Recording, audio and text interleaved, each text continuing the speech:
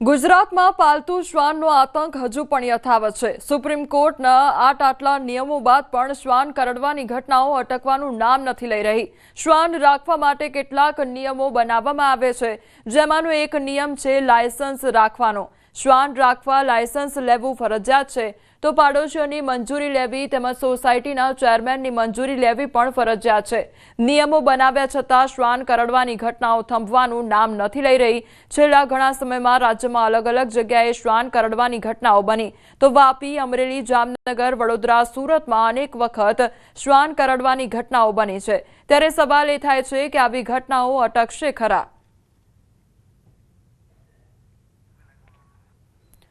રાજ્યભરમાં જે રખડતા શ્વાન છે તેમનો આતંક વધી રહ્યો છે। તો દિવસે ને દિવસે આ પ્રકારની ઘટનાઓ સામે આવતી હોય છે કે જ્યાં શ્વાનના હુમલાઓ જોવા મળતા હોય છે અને જેના કારણે લોકો હેરાન પરેશાન થઈ રહ્યા છે। તો આટલા નિયમો બનાવવામાં આવ્યા હોવા છતાં પણ આ પ્રકારની ઘટનાઓ વધતી જઈ રહી છે। તો બીજી તરફ લોકો હજુ પણ આશ રાખીને બેઠા છે કે તંત્ર તરફથી કોઈ કામગીરી કરવામાં આવે અને જે રખડતા શ્વાન છે તેમને પકડવામાં આવે તે પ્રકારની આશા લગાવીને બેઠા છે। કારણ કે જે રસ્તા પર પસાર થતા બાળકો છે તે સૌથી વધુ ભોગ બનતા હોય છે, જે વૃદ્ધો છે તે સૌથી વધારે ભોગ બનતા હોય છે અને તેમને હાલાકીનો સામનો કરવો પડતો હોય છે। શ્વાનનો આતંક જોવા મળી રહ્યો છે, ત્યારે શહેરમાં રખડતા શ્વાનના કારણે શહેરીજનો હેરાન પરેશાન થઈ રહ્યા છે। પાલડી વિસ્તારમાં એક વ્યક્તિને શ્વાન કરડ્યું, તો હીરાબાગ ક્રોસિંગ પાસે એક શ્વાન 5 થી વધુ વ્યક્તિઓને કરડ્યું હતું। શ્વાનના હુમલાના સીસીટીવી ફૂટેજ પણ સામે આવ્યા છે। એક જ દિવસમાં અનેક લોકોને શ્વાન કરડવાના કિસ્સા સામે આવ્યા છે। તો શ્વાનનો આતંક જોવા મળી રહ્યો છે। અમદાવાદ શહેરના આ વિડીયો સામે આવ્યા છે કે જ્યાં એક જ શ્વાન દ્વારા 4 થી 5 લોકોને કરડી લેવામાં આવે છે અને તે અંગેના સીસીટીવી ફૂટેજ પણ સામે આવ્યા છે કે જ્યાં એક વ્યક્તિ એક્ટિવા પર શાંતિથી બેઠો હતો અને અચાનક જ શ્વાન આવી પહોંચે છે અને તે કરડી જાય છે। એટલે કે શ્વાનનો આતંક લોકોને સતાવી રહ્યો છે, લોકો હેરાન પરેશાન થઈ રહ્યા છે।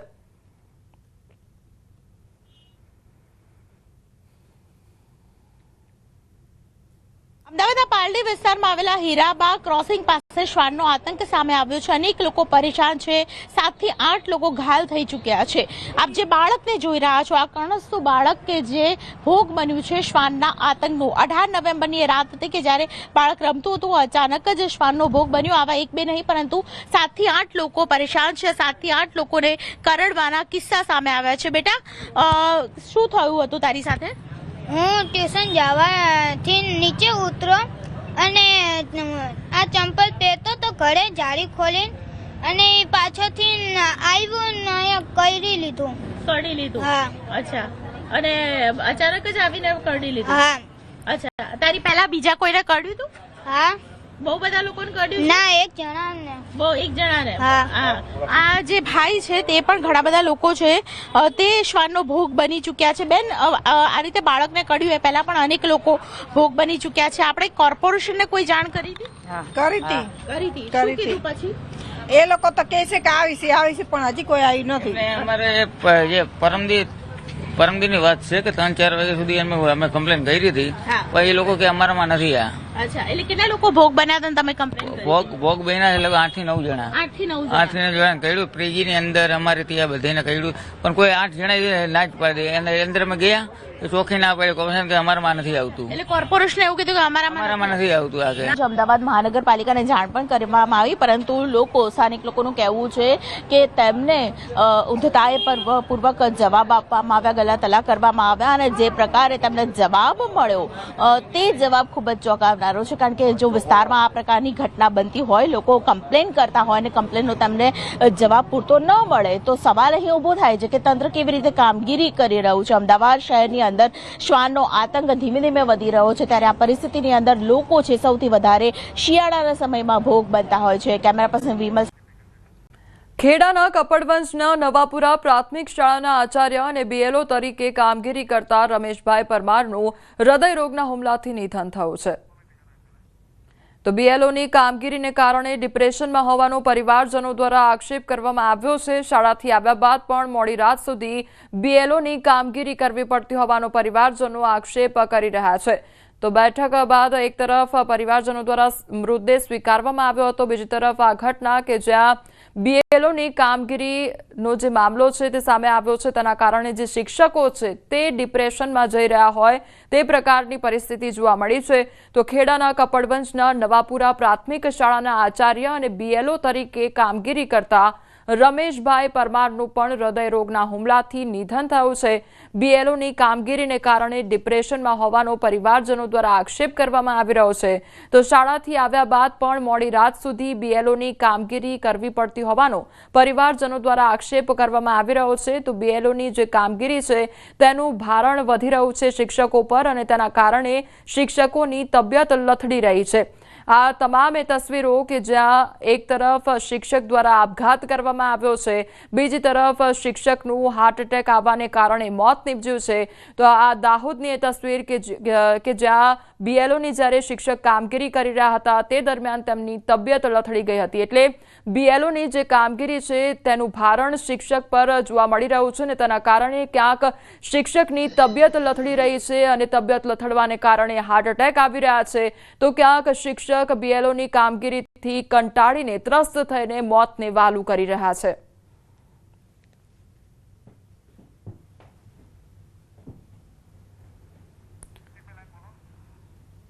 તો બીએલઓની જે કામગીરી સોંપવામાં આવતી હોય છે તેનું ભારણ સૌથી વધુ હોવાને કારણે શિક્ષકો હેરાન પરેશાન થઈ રહ્યા છે.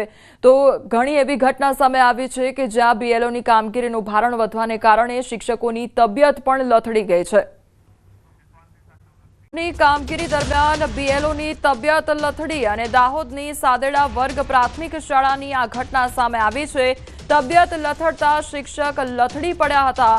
એસઆઈઆરની કામગીરીને લઈ વધુ એક બીએલઓની તબિયત લથડી હોવાની ઘટના સામે આવી છે.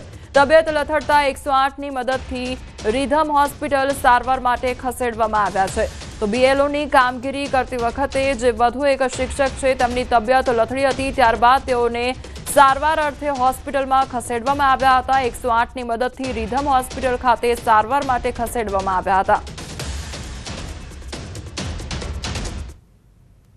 મારા પપ્પાને સ્કૂલમાં ચક્કર આવ્યા સાદેડા પ્રાથમિક શાળામાં. બીએલઓની કામગીરીના ટેન્શનના કારણે આ થયું છે. બીજું મારા પપ્પા કોઈ પહેલાંથી કોઈ બીમાર છે નથી, કોઈ દિવસ દવાખાને પણ ગયા નથી. એમના બીએલઓની કામગીરીના લીધે જ આ થયું છે. તો ગીર સોમનાથમાં બીએલઓ શિક્ષકના આપઘાતનો મામલો સામે આવ્યો છે. કેબિનેટ મંત્રીની મૃતક શિક્ષકના પરિવાર સાથે બેઠક યોજવામાં આવી. તો કોડીનારના દેવડી ગામે બીએલઓ શિક્ષકના આપઘાત બાદ પરિવારજનોએ મૃતદેહ સ્વીકારવાનો ઇનકાર કરતા બેઠક યોજાઈ હતી. બેઠક બાદ પરિવાર મૃતદેહ સ્વીકારવા માટે તૈયાર થયો. પરિવારે કહ્યું, અમને તંત્ર પર ભરોસો છે, જ્યારે મંત્રીએ કહ્યું ઘટના દુઃખદ છે. સરકાર અને તંત્ર પરિવાર સાથે છે.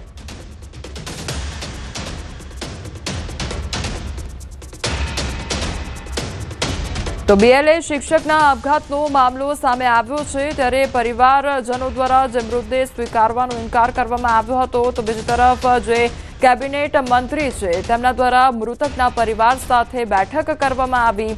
તો બેઠક બાદ પરિવારજનો દ્વારા મૃતદેહ સ્વીકારવામાં આવ્યો છે. તો બીજી તરફ સરકાર અને જે તંત્ર છે તે પરિવાર સાથે છે તેવું પણ વાત કરવામાં આવી છે. અમે અમારા છે જમાઈ છે એ ગુજરી ગયા છે, એના માટે અમે ગવર્મેન્ટમાં રજૂઆત કરી છે, અને ગવર્મેન્ટે રજૂઆત અમારી સાંભળી છે અને અમને સંતોષ છે. એની માણી અમે ગ્રાહ્ય રાખી સાહેબે નક્કી કર્યું છે એ પ્રમાણે અમારે મંજૂર છે. એટલે અમારે હવે અમારા દીકરાની લાશ લઈને અમે અંતિમ વિધિ કરવા તૈયાર છીએ. પરિવારની એવી કોઈ માગણી હતી નહીં, પણ એમની જે લાગણી હતી એ લાગણીને ધ્યાનમાં લઈ અને અમે એમને આશ્વાસન આપ્યું છે કે સરકાર એમની સાથે જ છે.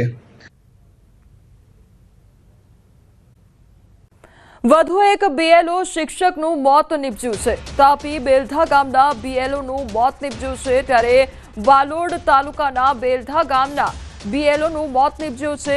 વાલોડના બેલધા ગામે પ્રાથમિક શાળામાં આચાર્ય તરીકે ફરજ બજાવતા હતા કલ્પનાબેન પટેલ. તો રાત્રિ દરમિયાન તેઓની તબિયત લથડતા સારવાર માટે બારડોલી ખસેડવામાં આવ્યા હતા.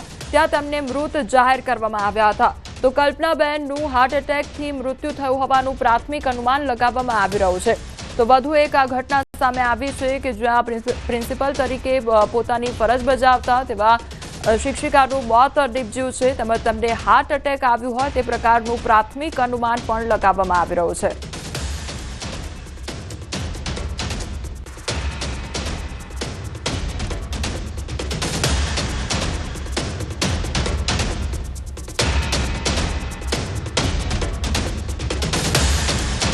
તો બેલધા ગામની આ ઘટના સામે આવી છે કે જ્યાં વધુ એક BLO શિક્ષકનું મોત નીપજ્યું હોવાનો મામલો સામે આવ્યો છે.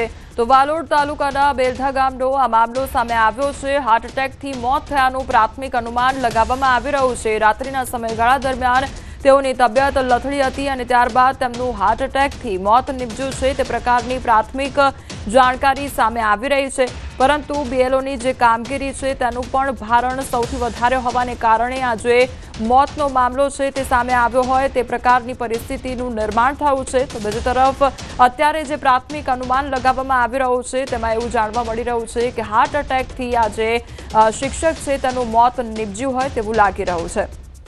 તો કલ્પનાબેન તેમનું નામ અને કલ્પનાબેનનું હાર્ટ એટેકથી મોત નીપજ્યું હોય તેવું પ્રાથમિક અનુમાન લગાવવામાં આવી રહ્યું છે. સંવાદદાતા હેમંત અમારી સાથે જોડાઈ ગયા છે. હેમંત, જે શિક્ષક છે તેમનું હાર્ટ એટેક આવવાને કારણે મોત નીપજ્યું છે, શું જાણકારી સામે આવી રહી છે? કોમલ, વાલોડ તાલુકાના બેલદા ગામે આ બનાવ બન્યો છે. BLOના સહાયક જે રાત્રિ દરમિયાન અવસાન થયું હોવાનું જાણવા મળ્યું છે. જે રાત્રિ દરમિયાન જે કલ્પનાબેન જેની તબિયત લથડી હતી અને જેને બારડોલી હોસ્પિટલ ખાતે ખસેડવામાં આવ્યા હતા, જ્યાં મૃત જાહેર કરવામાં આવતા હાલ તો BLOના મોતને લઈને અનેક તર્ક સર્જ્યા છે. જોકે પ્રાથમિક અનુમાન પ્રમાણે કલ્પનાબેનનું હાર્ટ એટેકથી મોત થયું હોવાનું જાણવા મળી રહ્યું છે. કોરી વિસ્તારમાં બ્લાસ્ટના વિડીયો સામે આવ્યા છે. ત્યારે હાલોલ તાલુકાના ગોપીપુરાની કોરીની ઘટના સામે આવી છે. પાવાગઢ ડુંગરના તળેટી વિસ્તારમાં આવેલું છે ગોપીપુરા ગામ. જ્યારે સ્થાનિક લોકોએ અનેકવાર રજૂઆત કરવા છતાં પણ બ્લાસ્ટિંગ કરવામાં આવી રહ્યું છે. બ્લાસ્ટિંગ કરવાથી આંગણવાડી, ગામના રહીશોને બોરવેલ અને કૂવામાં પાણીની અસર પહોંચતી હોય છે. તો જિલ્લા કલેક્ટરને રજૂઆત કરવા છતાં પણ બ્લાસ્ટિંગ કરવામાં આવતા સ્થાનિકો દ્વારા લાઈવ વિડીયો બનાવી શેર કરવામાં આવ્યો છે. ગ્રામજનોએ કલેક્ટરને રજૂઆત પણ કરી હતી. તો કોરી વિસ્તારમાં બ્લાસ્ટના વિડીયો સામે આવ્યા છે. તો ગ્રામજનો દ્વારા રજૂઆત પણ કરવામાં આવી હતી, કલેક્ટરને રજૂઆત કરવામાં આવી હતી. તો બીજી તરફ સ્થાનિકો દ્વારા જે આ લાઈવ વિડીયો છે તે પણ શેર કરવામાં આવી છે. જિલ્લા કલેક્ટરને રજૂઆત કરવા છતાં પણ બ્લાસ્ટિંગ કરવામાં આવતા લોકો દ્વારા જે વિડીયો છે તે બનાવવામાં આવ્યો છે અને રજૂઆત કરવામાં આવી છે. તો કૂવામાં અસર થતી હોવાને કારણે આજે ત્યાંના લોકો છે, સ્થાનિક લોકો દ્વારા રજૂઆત કરવામાં આવી હતી. તો બ્લાસ્ટિંગ કરવાથી આંગણવાડી તેમજ ગામના રહીશોને બોરવેલ તેમજ કૂવામાં પાણીની અસર પહોંચતી હોય છે અને તેના કારણે જ ત્યાંના જે લોકો છે તેમને હાલાકી વેઠવાનો વારો આવતો હોય છે અને તે કારણથી જ કલેક્ટરને રજૂઆત પણ કરવામાં આવી હતી.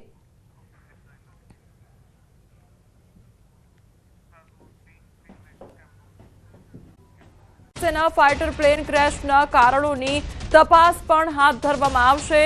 તપાસ માટે કોર્ટ ઓફ ઇન્ક્વાયરીની પણ નિમણૂક કરવામાં આવશે. તો અકસ્માત સાથે સંબંધિત દરેક મુદ્દાની વિગતવાર તપાસ કરવામાં આવશે. મહત્વનું છે કે આજે દુબઈ એર શોમાં પ્રદર્શન દરમિયાન એક ભારતીય તેજસ ફાઇટર જેટ ક્રેશ થયું. તો સમાચાર એજન્સી અનુસાર આ અકસ્માત સ્થાનિક સમય મુજબ બપોરે 2 કલાક અને 10 મિનિટે ડેમો ફ્લાઇટ દરમિયાન થયો હતો અને તે સ્પષ્ટ નથી કે પાયલટ બહાર નીકળવાનો પ્રયાસ કર્યો હતો કે નહીં. તો અકસ્માત પછી એરપોર્ટ ઉપર કાળો ધુમાડો ઉડતો જોવા મળ્યો હતો. વાયુસેનાના તેજસ જેટ ક્રેશ થવાની આ બીજી ઘટના છે. અગાઉની ઘટના 2024માં રાજસ્થાનના પોખરણમાં એક યુદ્ધાભ્યાસ દરમિયાન એજન્સી ફેલ થવાને કારણે દુર્ઘટના સર્જાઈ હતી.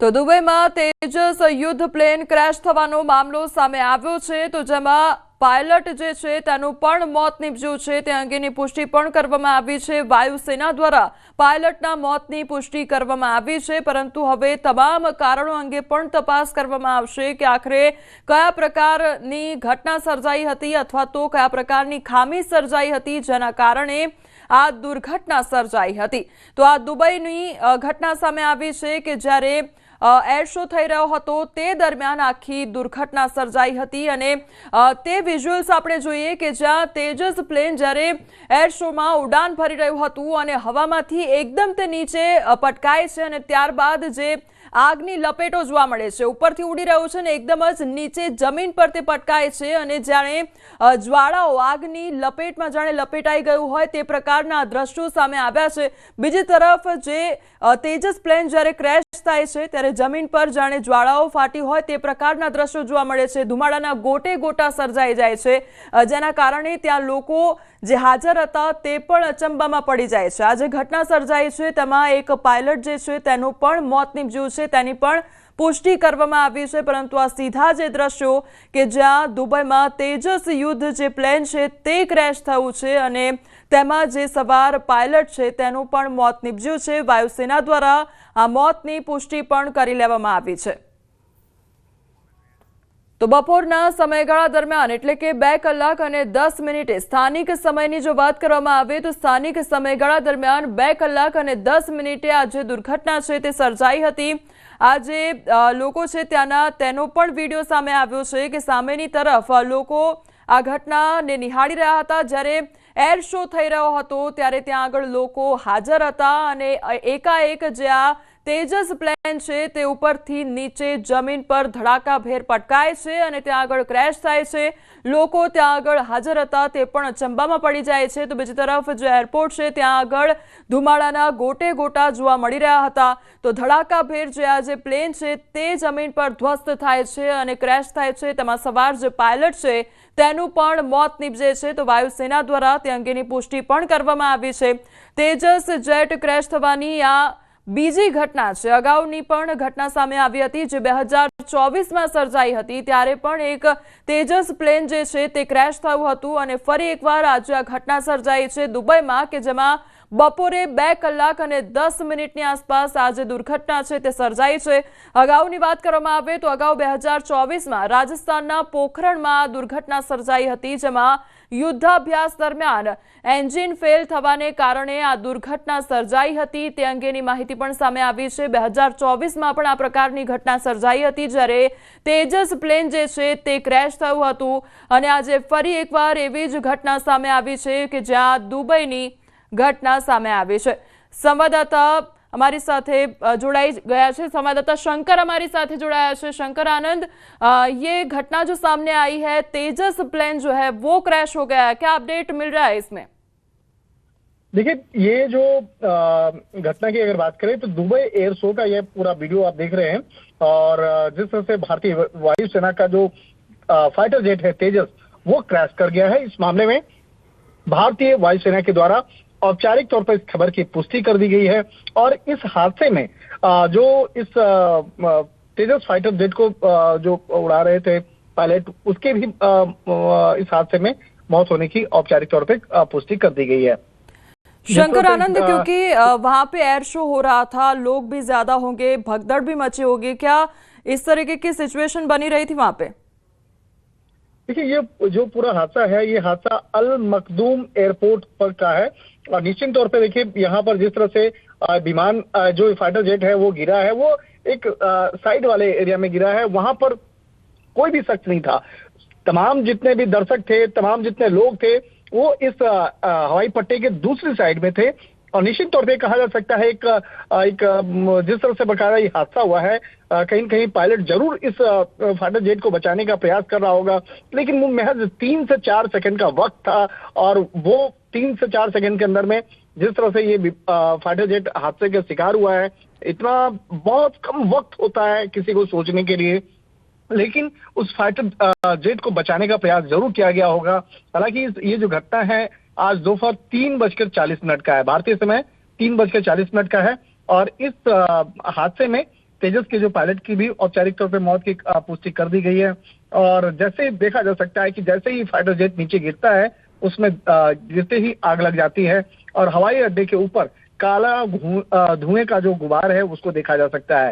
हालांकि हादसा कैसे हुआ, क्यों हुआ और इन तमाम मामलों की विस्तार से तफ्तीश करने के लिए भारतीय वायुसेना के लिए की तरफ से कोर्ट ऑफ इंक्वायरी की गठन कर दिया गया है। यानी कोर्ट ऑफ इंक्वायरी बोर्ड का जो गठन इसलिए किया गया है जो इस पूरे मामले की तफ्तीश करेगी, विस्तार से तमाम इनपुट को इकट्ठा करेगी कि आखिर किस तरह से हादसा हुआ है। इस तमाम मामलों पर जानकारी इकट्ठा की जाएगी। हालांकि देखा जाए भारतीय वायुसेना का जो तेजस की अगर बात करें तो तेजस जेट का जो ये दूसरी घटना है, पिछले साल 2024 में राजस्थान के पोखरण में युद्ध अभ्यास के दौरान में इंजन फेल होने की वजह से उस वक्त में भी एक तेजस क्रैश हुआ था। और कहा जा सकता है जिस तरह से ये घटना की अगर बात करें, बेहद ये दुखदाई एक खबर कही जा सकती है, क्योंकि जिस तरह से ये भारतीय जेट जो है तेजस इस पूरे हादसे का शिकार हुआ है, तो इन तमाम मामलों पर विस्तार से अब कोर्ट ऑफ इंक्वायरी के तहत इन तमाम मामलों की पड़ताल भी की जाएगी कि किस तरह से ये पूरा हादसा हुआ है, क्या पायलट कंट्रोल रूम से उनका संपर्क टूट गया था या वर्ड्स स्ट्राइक हुआ, उसके साथ टक्कर हुआ है। इन तमाम चीजों पर विस्तार से जानकारी इकट्ठा की जाएगी। लेकिन एक तरह से कहा जा सकता है कि एयरफोर्स के द्वारा इस मामले पे औपचारिक तौर पे पुष्टि कर दी गई है कि दुबई में जो एयर शो चल रहा था, जो अल मखदूम एयरपोर्ट पे चल रहा था एयर शो, उसमें एक डेमो पायलट फ्लाइट के दौरान। जी शंकर आनंद, जानकारी के लिए धन्यवाद।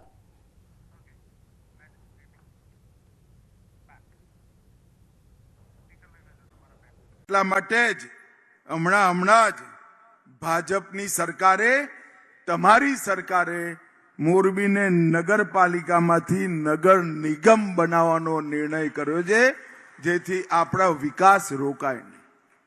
આજે આપણા સૌ માટે ખૂબ સપરમો દાડો છે ભાઈ। કોઈ બી સંસ્થા હોય કે કોઈ બી વ્યક્તિ હોય, એનું નવું ઘર બને એનાથી સારો દિવસ કોઈ ના હોય। આપણે સૌ ભારતીય જનતા પાર્ટીના કાર્યકર્તાઓ માટે એ ઓફિસ નથી હોતી, આપણા સૌ માટે ભાજપ કાર્યાલય એક પ્રકારથી આપણું બીજું ઘર છે, એ આપણે સૌ જાણીએ। અને આજે હું હમણાં ઉદ્ઘાટન કરીને આવ્યો અને મને લાગ્યું કે મોડેલ કાર્યાલય કોને બતાવવું હોય દેશમાં તો ક્યાં મોકલવા, તો પહેલા હું તેલંગાણામાં મોકલતો હતો, હવે મોરબી વાળાઓ તમારા ત્યાં મોકલીશ એવું કાર્યાલય બનાવ્યું છે। કાર્યાલય બનાવવા માટે જે લોકોએ માનસિક પાછળ પડી મહેનત કરવાનો અને આર્થિક યોગદાનનો જેમને પણ યોગ કર્યો છે, એ સૌ કાર્યકર્તાઓને મારા પ્રણામ વંદન। ગ્રાઉન્ડ +2 लगभग 27,000 वर्ग फूट एनु क्षेत्रफळ, कॉन्फरन्स रूम, अध्यक्षजीनो रूम, महासचिवનું કાર્યાલય, મહિલા મોરચાઓની ચેમ્બર, આઈટીની ચેમ્બર, ભોજનની વ્યવસ્થા, ઓડિટોરિયમ, કોલ સેન્ટર અને સૌથી અગત્યની વાત, આ કાર્યાલયમાં લાઇબ્રેરી બનાવવાનું કામ, પુસ્તકાલય બનાવવાનું કામ પણ જ્યાં આગળ કાર્યનો આલય થાય એ કાર્યાલય। અને ભારતીય જનતા પાર્ટી 1550 થી વધુ દેશભરમાં ફેલાયેલી રાજનીતિક પાર્ટીઓમાં એક અનૂઠી પાર્ટી, કારણ કે આપણી પાર્ટી ચાલવાનો આધાર પાર્ટીના નેતાઓ નથી હોતા, આપણી પાર્ટી ચાલવાનો આધાર આપણું સંગઠન અને આપણા સિદ્ધાંતો છે। અને સંગઠનને મજબૂત કરવાની પ્રક્રિયા, સંગઠનના કાર્યકર્તાઓને માનસિક રીતે પાર્ટીના સિદ્ધાંતો સાથે જોડવાની પ્રક્રિયા આ કાર્યાલયમાં થતી હોય છે। ભારતીય જનતા પાર્ટીમાં અનેક શુભેચ્છકો આવે અને શુભેચ્છકોથી કાર્યકર્તાની જે યાત્રા હોય એ આપણા કાર્યાલયમાં ઘડાતી હોય છે। અને એક પ્રકારથી આજે હું મોરબીના સૌ કાર્યકર્તાઓને હૃદયપૂર્વકના અભિનંદન આપવા માંગુ છું કે સંપૂર્ણ સુવિધાથી યુક્ત, આધુનિક અને પરંપરાઓની જાળવણી કરવાવાળું કાર્યાલય આપ સૌએ બનાવ્યું છે। નિશ્ચિત આ કાર્યાલયના બન્યા પછી મોરબી જિલ્લા ભાજપમાં વિજય જ વિજયનું આપણો યશ મળે એવી મારી સૌને શુભકામનાઓ। જિલ્લા ભાજપના તત્કાલીન અધ્યક્ષ દુર્લભજીભાઈ, અત્યારના અધ્યક્ષ મહોદય અને મોહનલાલ કુંડારિયા, ત્રણેયના કાર્યકાલમાં એક પ્રકારથી આ કાર્યાલય બન્યું અને કાર્યાલય સાચ અર્થમાં ખૂબ સુંદર બન્યું છે। મિત્રો, હમણાં તમે જોયું છે પટનાના ગાંધી મેદાનમાં આંખ પહોંચે ત્યાં સુધી ભીડ જ ભીડ હોય એવા વાતાવરણમાં નરેન્દ્રભાઈના નેતૃત્વમાં, નીતિશ કુમારના નેતૃત્વમાં પટનામાં, બિહારમાં એનડીએની સરકારની શપથવિધિ થઈ છે. આ બિહારની ચૂંટણી ચાલુ થઈ ત્યારે દિલ્હીના રાજનીતિક પંડિતો કયાસ લગાવતા હતા કે ભાજપના એનડીએના વળતા પાણીની શરૂઆત છે. કારણ કે એમનો અંદાજ હતો કે બિહારમાં આપણે સફળ નહીં થઈએ, પછી બંગાળ, પછી તામિલનાડુ, અને આજે બિહારની જનતાએ 2/3થી વધુ મોટી બહુમતી સાથે નરેન્દ્ર મોદી અને નીતિશ કુમારની નેતૃત્વમાં સરકાર બનાવવાનું કામ પૂરું કર્યું છે. મિત્રો,